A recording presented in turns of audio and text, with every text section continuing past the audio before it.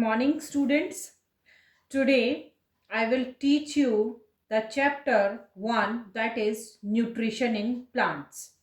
So, the topics to be covered in this chapter are: first one is nutrition in plants, next is modes of nutrition in plants,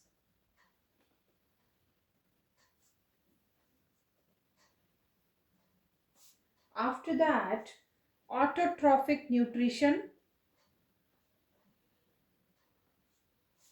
then photosynthesis in plants,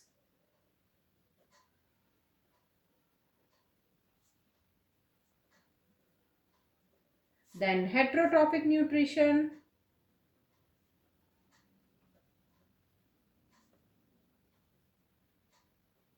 after that saprotrophic nutrition, then symbiosis, and the last one is replenishment of nutrients into soil. So these are the topics which we will cover in our chapter, that is nutrition in plants. But before starting the chapter, I want to introduce the basics of this chapter about the nutrition. So what exactly is nutrition?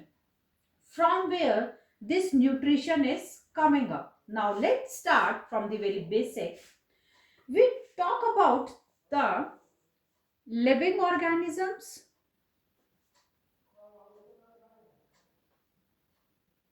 and non-living organisms.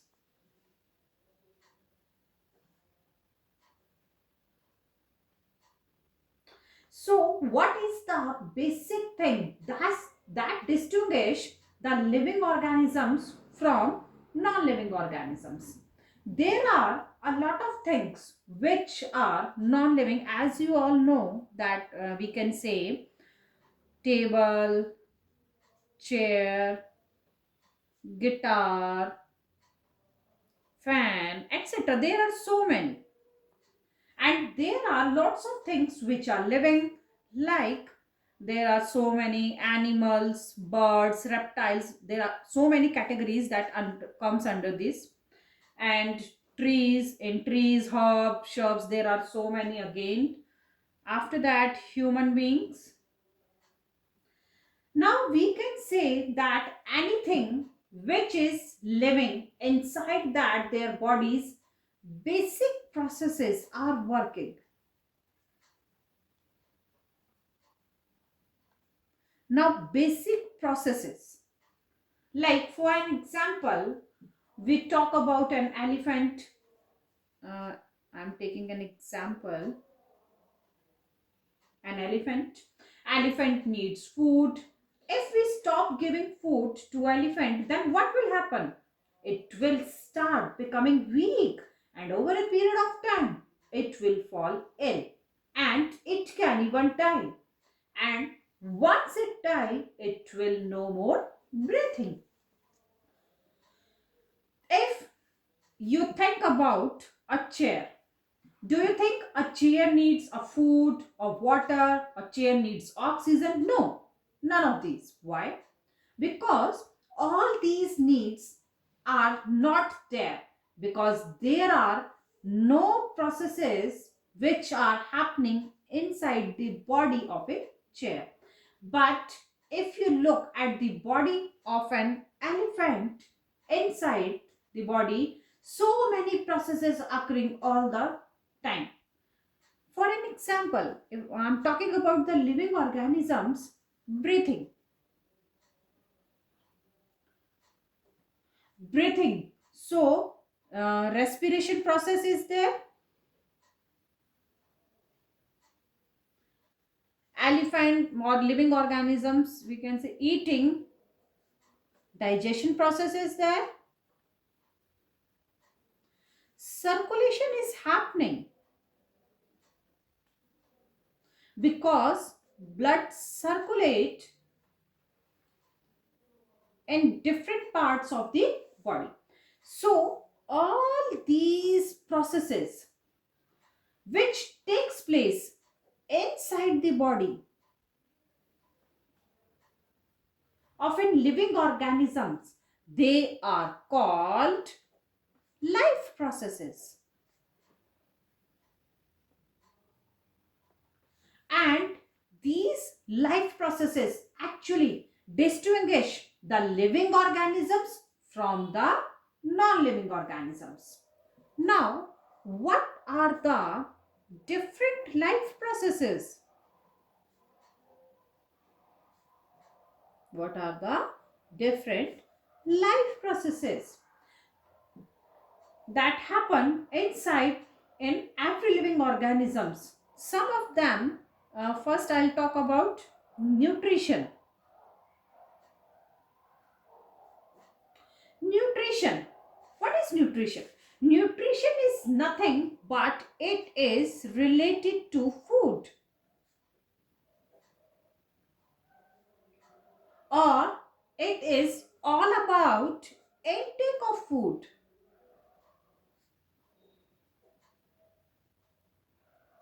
It is all about how food is obtained by different living organisms, how food is taken and absorbed inside the body. So all those comes under nutrition. Now different living organisms have different food habits. For example, if we talk about human beings,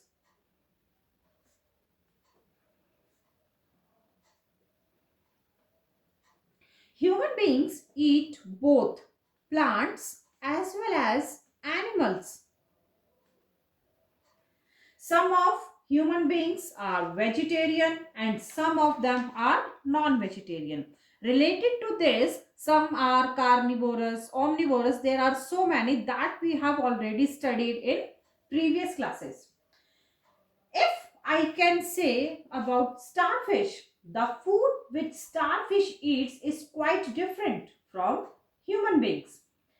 If I talk about plants, so they have different food requirements. They need sunlight, they need water. So their requirements are different.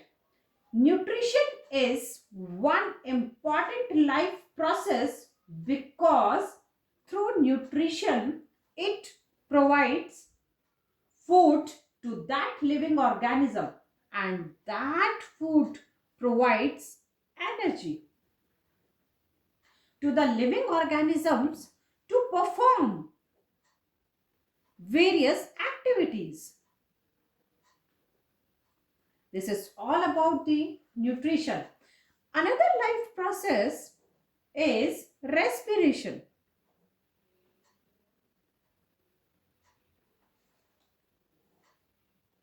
Respiration is the process where exchange of gases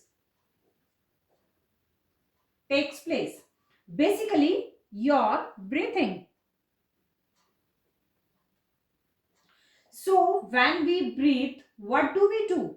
We actually take in oxygen and give out CO2. And why we do that? Because each and every cell inside our body or each and every part of the body needs oxygen. So, how do we bring oxygen inside our body? Obviously, through breathing. So, that process takes place is known as respiration. Oxygen is required in order to obtain energy from food which we have eaten, because nutrition that take care of fat that we eat food and food gets digested. But how do we get energy out of that food? That again is controlled by respiration. Now next comes to transportation.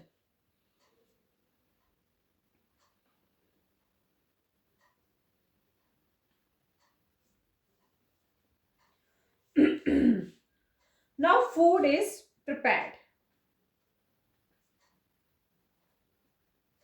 or we can say food has entered inside our body and oxygen has been made available to the body. So the food has been available to the body.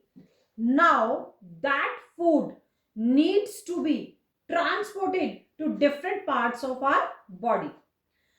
Not to be our body, in plants also, the entire plant needs energy. We can say the root,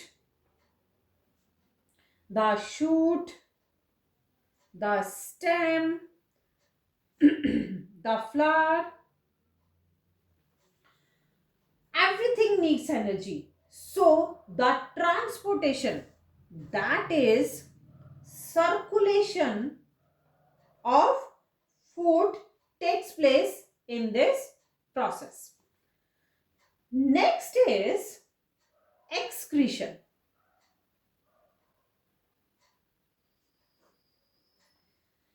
Excretion is throwing out the waste material.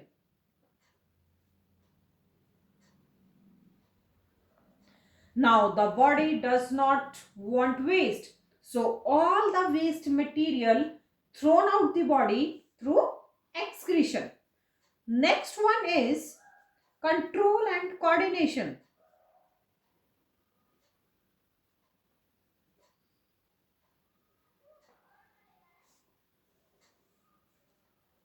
In this, the proper synchronization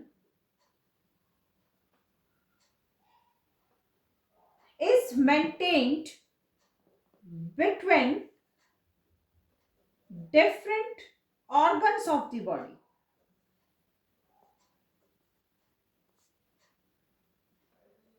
For example, when you touch a hot cup of coffee, what do? As soon as you touch the cup, immediately take your hand back.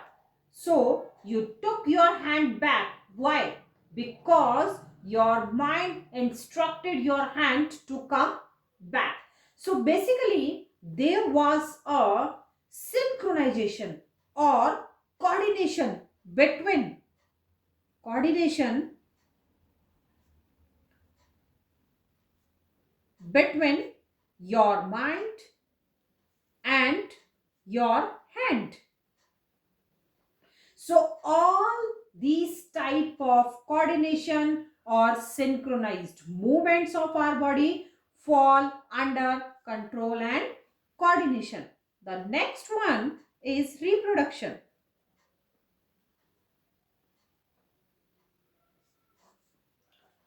That is production of species,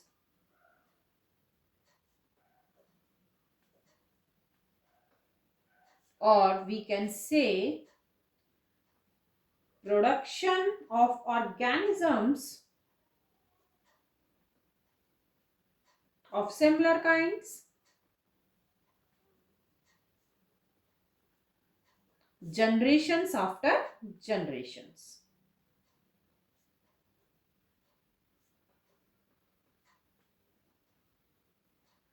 So that the species can be sustained. So all the living organisms reproduce. If a particular organism stop producing new organisms, then what will happen? Over a period of time, that species will get extinguished, or that species will no more be there. So we can say it extinct. Next one is growth and development.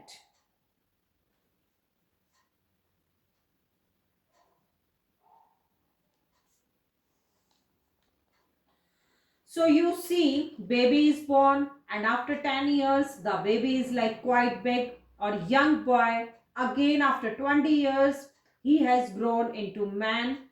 So How does that growth, the growth in height, weight, and overall growth and development that takes place inside the body, so that is also a life process. And the last one is movement.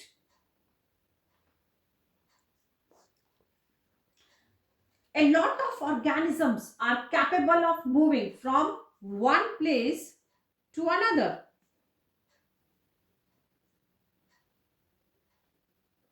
However, if we talk about plants, they cannot move from one place to another. However, some parts of the plants are flexible and enough to move. For example, touch me not.